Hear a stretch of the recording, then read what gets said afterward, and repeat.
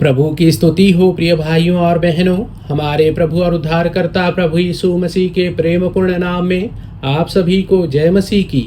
आज 3 अगस्त 2026 है और आज का प्रतिज्ञा वचन है न्यायियों की पुस्तक 6 अध्याय पद संख्या 16 से, जिसके अनुसार निश्चय मैं तेरे संग रहूंगा। हम देखते हैं कि जब इजराइलियों ने यहोवा की दृष्टि में बुराई की, तब प्रभु ने उन्हें मिद्यानियों के हाथ में सौंप दिया। यह प्रतिज्ञा उस समय दी गई थी जब इजराइल की संतानें अपने बड़े संकट में यहोवा की दुहाई देने लगी। उसी समय परमेश्वर ने गीदोन से भेंट की, उसे सामर्थ दी और उसके द्वारा इस्राएलियों को छुड़ा लिया। गीदोन स्वयं भी भयभीत था।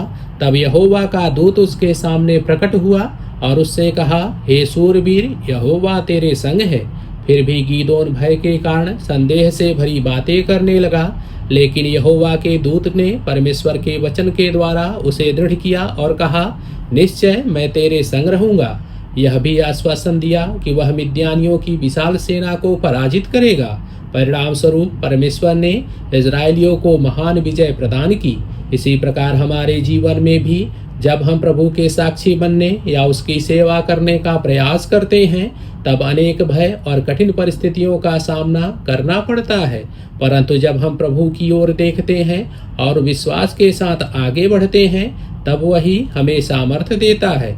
वह हमें उन बातों पर भी जय दिलाता है जो हमारे लिए असंभव प्रतीत होती हैं और आगे बढ़ने में हमारी सहायता करता है। चाहे वह हमारा व्यक्तिगत जीवन हो, पारिवारिक जीवन, कलीसिया का जीवन या समाज में हमारा जीवन, हर परिस्थिति में उसकी सामर्थ हमारे लिए पर्याप्त है।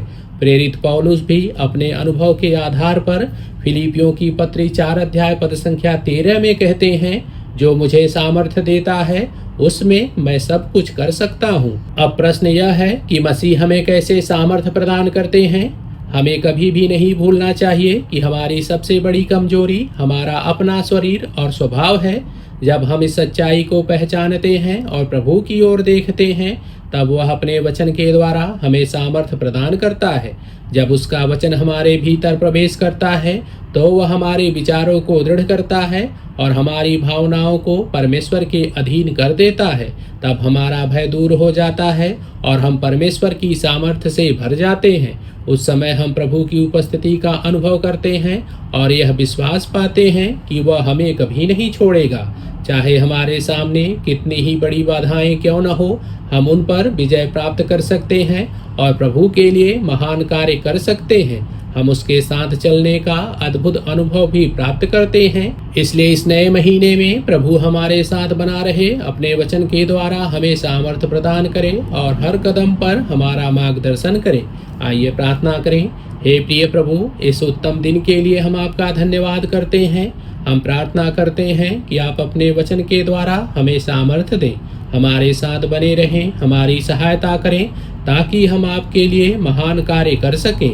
हम यह प्रार्थना अपने प्रभु और उद्धारकर्ता प्रभु यीशु मसीह के नाम में मांगते हैं। आमीन।